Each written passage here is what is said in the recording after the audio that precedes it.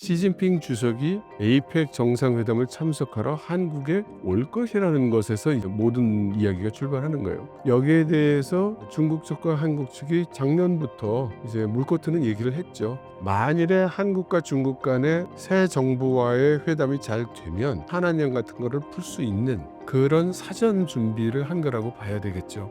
그래서 만일에 한한령이 풀린다면 이번 에이펙 회담이 아마 가장 가능성이 높고,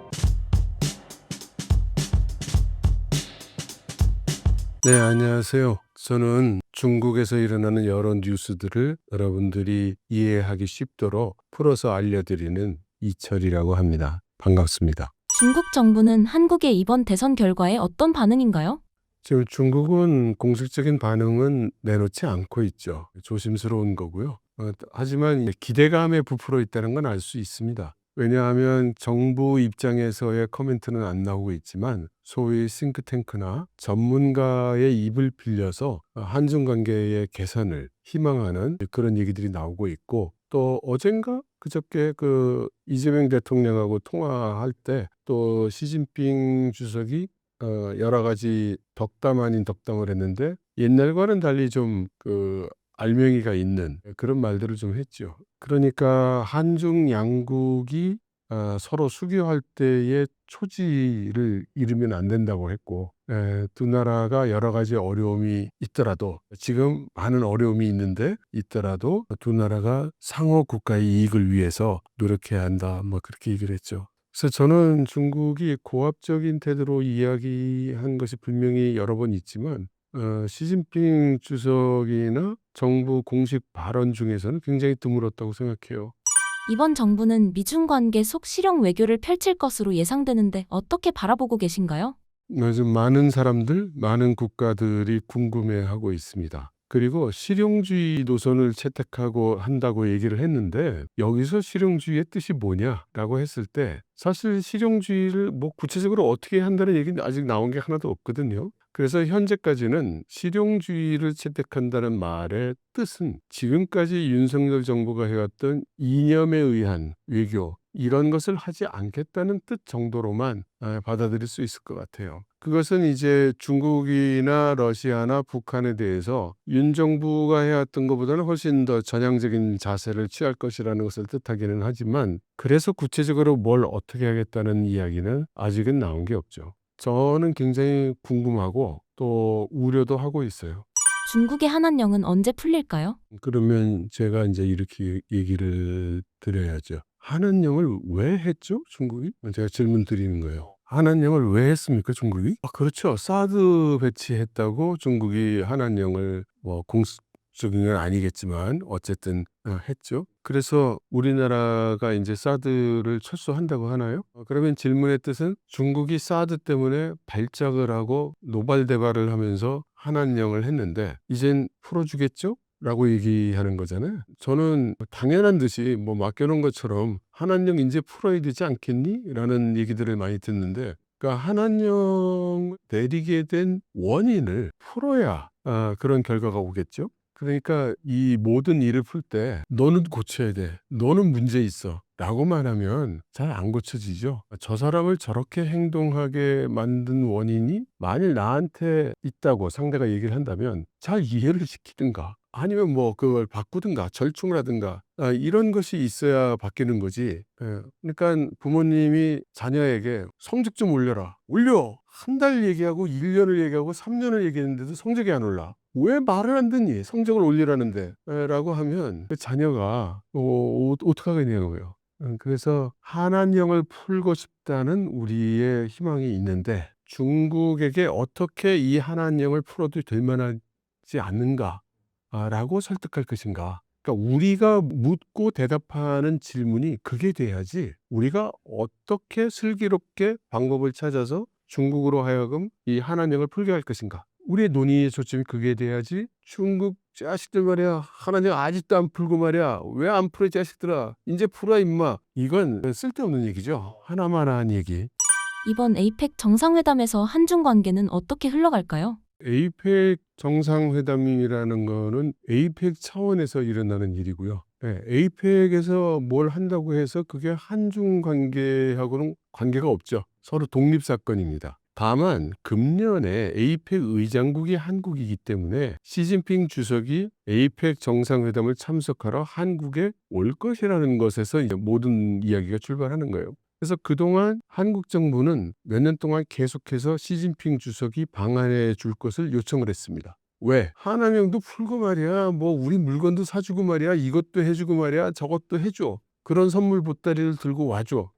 라고 이제 몇 년 동안 노래를 불렀던 거죠. 근데 중국 입장에서는 그러면 미국하고 손끈을 켜? 그럴 리 없고 일본하고 손끈을 그럴 리 없고 그럼 우리 반도체 협력할 것도 안 하고 뭐 이렇게 돼서 여태까지 못 해왔던 거거든요. 그래서 시진핑 주석이 한 번도 안 왔죠. 그런데 이제 물리적으로 와야만 되는 그런 조건이 갖춰지니까 여기에 대해서 중국 측과 한국 측이 작년부터 이제 물꼬 트는 얘기를 했죠. 그래서 작년 하반기에 한국, 중국, 일본 3개국 외무부 장관들이 만나서 1차 조율을 했고 그래서 한중일 소위 정상회담이라고 하는 서로 돌아가면서 회담하는 거를 그동안 못하거나 안 하거나 아무튼 몇 년 동안 못하고 있었는데 재개하기로 했고 그리고 3개국 간의 문화교류의 해로 지정을 해서 뭐 인적 교류를 강화하고 대학생을 서로 보내고 뭐 이런 일들을 이제 시작을 했죠.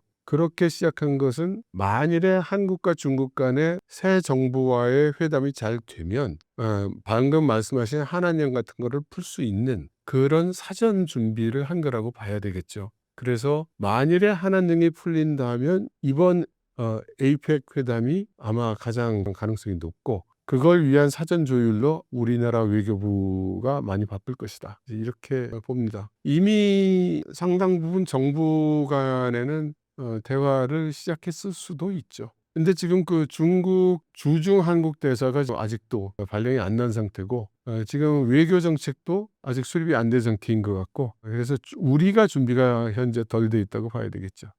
최근 한국을 방문하는 중국 관광객 수가 많아졌다고 합니다.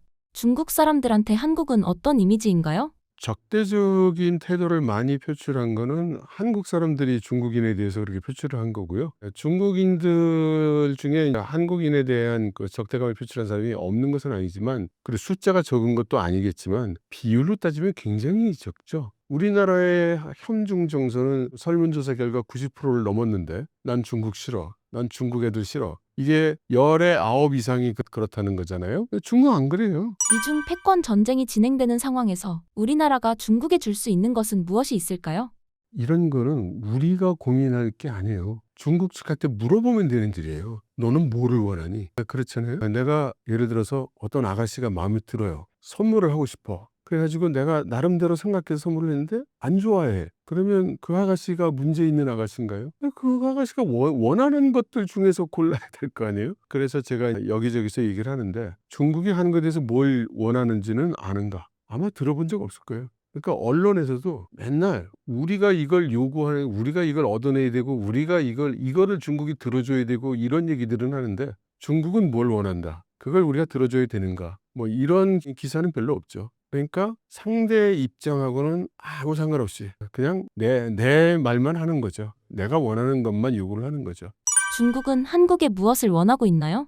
제일 큰 게 이제 공급망의 원활한 서로 지지해주는 지원해주는 그런 것이었고 이번 시진핑 주석과 이재명 대통령 간의 통화 내용에서도 공급망 안정적인 공급망 얘기가 또 들어갔죠. 안정적 공급망이라는 거는 뭐에 구체적으로는 그 초점이 어디가 있을 거냐. 누구나 그 반도체 이런 하이테크 제품일 거라고 우리가 서로 알고 있고 우리 입장에서는 중국으로부터 히토리 같은 거에 공급이 끊기면 안 되는 그런 입장이니까 거기에 대한 약속 받고 싶고 그런 거죠. 지금은 미중 간의 공급망 전쟁 중이고 언제 무슨 일이 일어날지 모르니까 이렇게 어지럽고 공급망의 신뢰성이 문제가 될 때는 깜보를 얼마나 잘 맺느냐가 굉장히 중요하죠. 불확실성을 대폭 줄여주니까. 그러니까 우리나라도 우리가 가장 전략적으로 없으면 안 되는 외국으로부터 수입 받아야 되는 것들을 보면 대표적인 게 에너지 같은 거죠. 그다음에 식량 같은 게 있고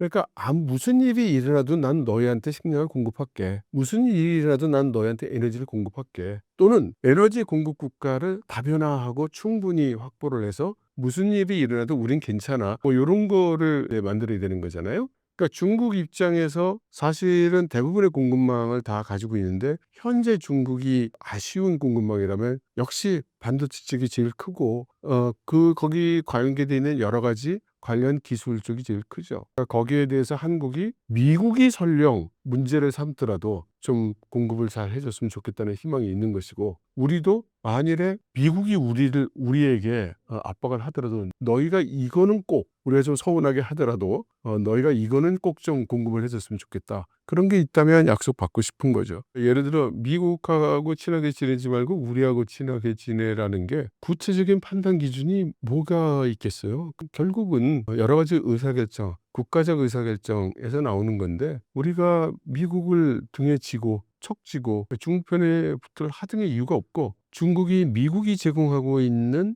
여러 가지 안보라든가 인프라라든가 국제사회에서의 서포트라든가 이런 거를 제공해 줄 능력도 안 되는데 그런 거 요구할 수가 없죠. 중국과 미국 둘 다 버릴 수 없는 한국의 상황에서 앞으로 어떻게 해야 할까요? 중국과 미국 중에서 누구를 어느 쪽을 선택할 것인가 이건 의미 없는 질문이에요. 거기서 미국을 버리고 중국하고 손붙잡겠다고 얘기하는 사람이 제정신이게 근데 그거는 물어볼 필요도 없어. 뻔히 다 아는데 그걸 뭐하러 물어보고 뭐하러 강조를 합니까? 그러니까 그거는 제가 생각할 때는 쓸데없는 얘기다. 그러니까 우리가 지금 머리를 쓰고 전략을 짜야 되고 하는 거는 모두 우리가 미국이라는 동맹국을 가지고 현재의 문제에 닥쳤을 때 어떻게 해야 중국으로부터의 경제적 이익을 우리가 최대화할 수 있느냐. 우리가 이거를 지금 논의하는 거지. 아니 뭐 미국을 버리고 중국 편이 되느냐, 중국 편이 되고 미국 편이 되느냐, 엄마가 좋으냐, 아빠가 좋으냐, 뭐 이런 얘기할 계제가 아니잖아요. 또 하나는 지금 국제 정세가 지금 완전히 변해 있잖아요. 옛날처럼 안보는 미국, 경제는 중국 이 프레임워크는 더 이상 진행할 수 없다는 현실이 이미 분명하고 그렇다고 해서 미국이 모든 걸 해결해 줄 수 있는 그런 시대가 끝났다는 것도 분명하고 그렇게 상황이 정세가 변해 있기 때문에 우리의 목적은 동일하지만 우리가 선택해야 되는 방법은 과거의 방법을 다시 선택할 수는 없는 거예요. 그래서 이 과거의 방법을 그대로 쓸 수 없고 뭔가 개선하고 새롭게 만들어야 되는 거죠. 지금 우리에게 필요한 건 그것이고 지금 우리에게 필요한 것은 그걸 위한 논의죠.